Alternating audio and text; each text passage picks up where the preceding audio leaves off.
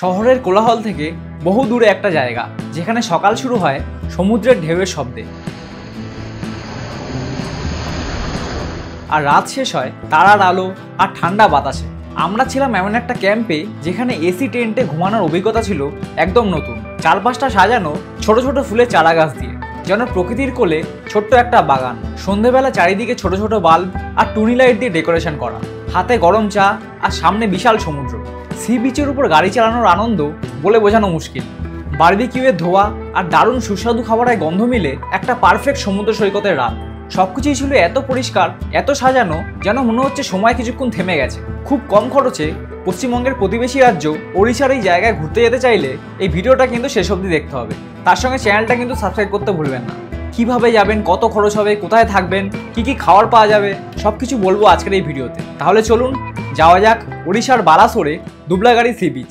হাওড়া থেকে বন্দে ভারত এক্সপ্রেসে করে এখন চলে আসলাম ওড়িশার বালেশ্বরে, ডেস্টিনেশন দুবলাগাড়ি। কলকাতা থেকে এখানে আসার জার্নিটা একবার সংক্ষেপে আপনাদের বলে দিই। এপ্রিলের 5 তারিখে আমি যাত্রা শুরু করি। সময় তখন সকাল 6:10। হাওড়া স্টেশনের 20 নম্বর প্ল্যাটফর্মে আমাদের জন্য অপেক্ষা করছিল হাওড়া পুরী বন্দে ভারত এক্সপ্রেস। বাকি ট্রেনগুলোর থেকে আকৃতিগতভাবে একদম আলাদা হওয়ার জন্য আর এই নীল সাদা রঙের কারণে সবার নজর কেড়েছে এই ট্রেন। ট্রেনের বাইরেটা দেখতে যতটা সুন্দর, ভিতরের ইন্টেরিয়ার ঠিক ততটাই আকর্ষণীয় এবং পরিষ্কার পরিচ্ছন্ন। হাওড়া থেকে বালেশ্বর যেতে আমাদের ট্রেন ফেয়ার 785 টাকা। একদম সঠিক সময়ে ট্রেন ছাড়লো হাওড়া থেকে। সবাইকে ভোরবেলা চলে আসতে হয়েছে, তাই ট্রেন ছাড়ার সাথে সাথেই ঘুমিয়ে পড়েছে কয়েকজন। কিন্তু ট্রেনের স্টাফ এসে বললেন, এখানে ঘুমাতে দেবো না, নিন চা খান আর পেপার পড়ুন।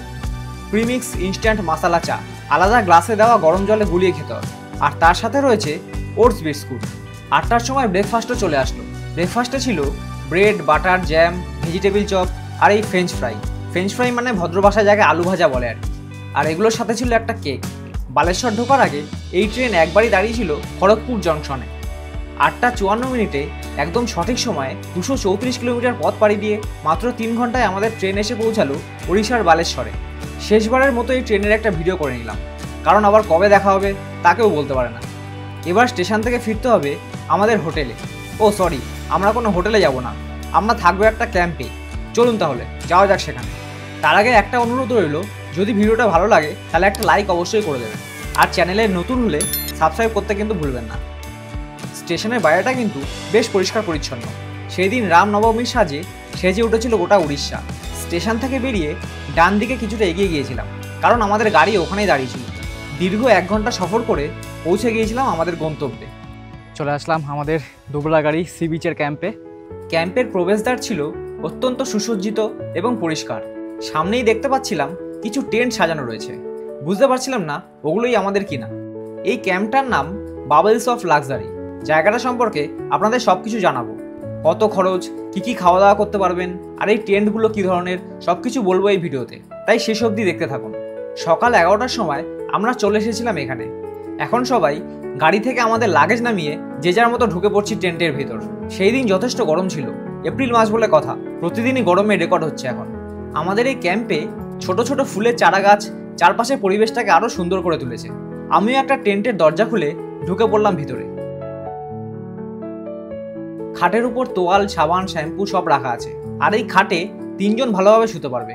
যদিও আমরা 2 জন করেই ছিলাম। খাটের সামনে 2টো চেয়ার আর একটা টেবিল, আর ডান দিকে রয়েছে একটা উইন্ডো এসি। এরপর চলুন দেখি টেন্টের পিছন দিকে কি আছে। এটা হলো টেন্টের একটা ড্রেসিং এরিয়া, একটা আলমারি, তার সাথে রয়েছে আয়না, আর এই দরজা খুললেই বাথরুম। বাকি জায়গাগুলোর মতো বাথরুমটাও কিন্তু বেশ পরিষ্কার। গিজারও রয়েছে, কিন্তু গরমকালে কোনো কাজের না এটা এখানে। বাইরে এটা হলো একটা কটেজ, মানে নর্মাল যেরকম হোটেল হয় সেরকম। এখানেও এসি আছে। আমাদের এসি টেন্টে থাকার খরচ 2200 টাকা, তার মধ্যে 4 বেলার খাবারও ইনক্লুড আছে।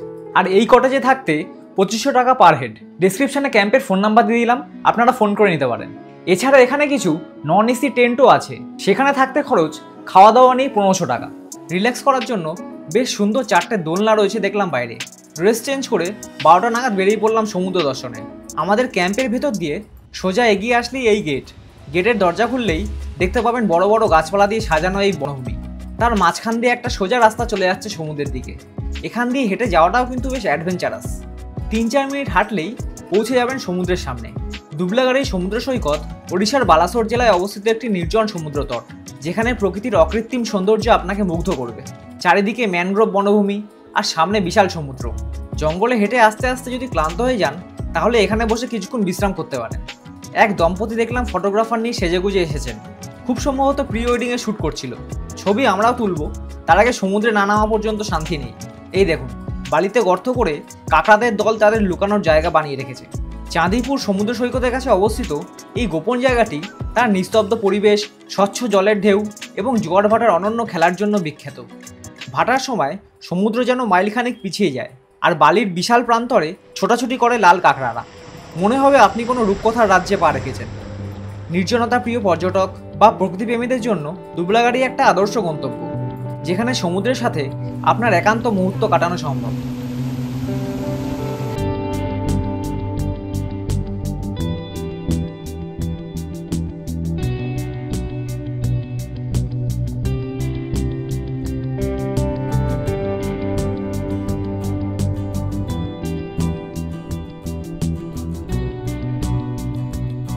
দূরে দেখতে পেলাম কি একটা গাড়ি নিয়ে ঘুরছে দুটো লোক। গাড়িটা দেখে আমাদেরও চালানোর ইচ্ছা হলো, কিন্তু বিনা পয়সা কি দেবে চালাতে? দেখি গিয়ে একবার কি বলে।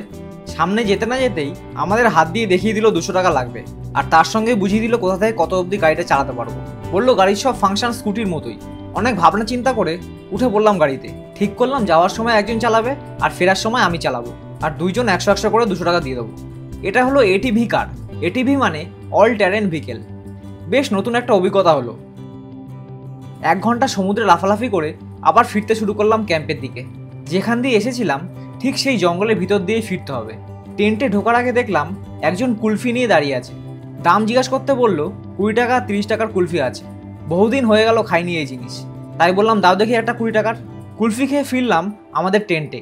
বাথরুমে গিয়ে তাড়াতাড়ি স্নান করে আসতে হবে আবার লাঞ্চের জন্য।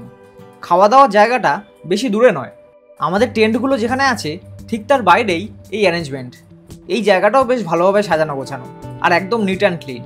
ছোট ছোট পাখা লাগানো রয়েছে এইভাবে। কিন্তু মনে হলো রাত্রে এই জায়গাটা দেখতে আরও বেশি ভালো লাগবে। দেখতে দেখতে দুপুরে খাবারও চলে এলো। মেনুতে ছিল ভাত, ডাল, আলু ভাজা, তরকারি আর সর্ষে দিয়ে মাশরুম। আমার ভেজ বলে মাশরুম, নন ভেজে চিকেন ছিল। খেয়ে দিয়ে ফিরলাম টেন্টে, আর এসি চালিয়ে 20 মিনিটের পাওয়ার ন্যাপ সেরে ফেললাম। শুনেছিলাম বিকেল 5টার সময় নাকি সমুদ্রে জোয়ার আসবে, তাই মোবাইলে IPL ম্যাচ দেখতে দেখতে ছুটে গিয়েছিলাম সমুদ্রে। গিয়ে দেখলাম মোবাইলে নেটওয়ার্ক নেই আর সমুদ্রে জোয়ারও নেই, উল্টে জল আরও কমে গেছে। পরে জানতে পারলাম আমরা 12টার সময় যখন সমুদ্রে স্নান করছিলাম তখনই জোয়ার ছিল। বিকেলবেলা তখন আমার পিছনে ম্যানগ্রোভ বনভূমির উপরে সোনালি সূর্য সেই সময় ডুবে যাওয়ার জন্য প্রস্তুতি নিচ্ছে, আর বিচের উপর ভিড় কম থাকায় লাল কাঁকড়াগুলো বালির উপরে উঠে এসেছে। সন্ধে হবে হবে করছে, সূর্য অস্ত গেল। এবার দুবলাগাড়ি সমুদ্রকে এবারের মতো বিদায় জানানোর পালা। আর এই হলো সন্ধেবেলা আমাদের ক্যাম্পের লাইটিং। এখানকার মালি দেখলাম বাগানে জল দিচ্ছে।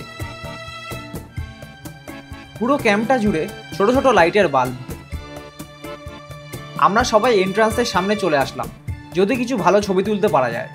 ক্যাম্পের নামটা আলো দিয়ে আরও সুন্দরভাবে ফুটে উঠেছে অন্ধকারে, আর তার ঠিক নিচে এই পেন্টিং। আকাশ ও পাতাল দুই জায়গাতেই জলজল করছে নক্ষত্র। এটা হলো আমাদের সেই ডাইনিং প্লেস। দুপুরের থেকে সন্ধ্যাবেলা বেশি ভালো লাগছে এখানে।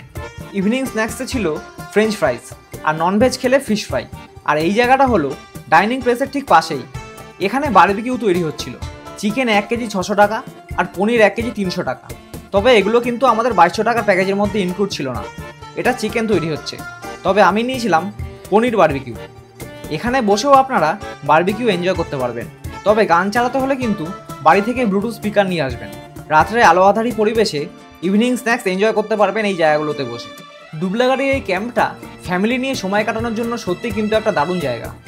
খুব সম্প্রতি ভ্রমণ পিপাসু মানুষদের মধ্যে জনপ্রিয় হয়েছে এই জায়গাটা। তবে বর্ষাকালটা এখানে অ্যাভয়েড করতে পারেন। আমার মনে হয় না বৃষ্টির মধ্যে ভালো লাগবে এখানে, একদম কাদা কাদা হয়ে যাবে চারিদিক।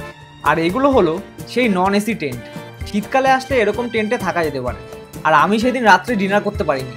সন্ধেবেলা পনির আর ফ্রেঞ্চ ফ্রাই খেয়েই পেট ভরে গেছিলো। রাত্রে ডিনার ছিল ফ্রাইড রাইস আর চিলি চিকেন। তবে আমাদের ক্যাম্প কিন্তু এখানেই শেষ না।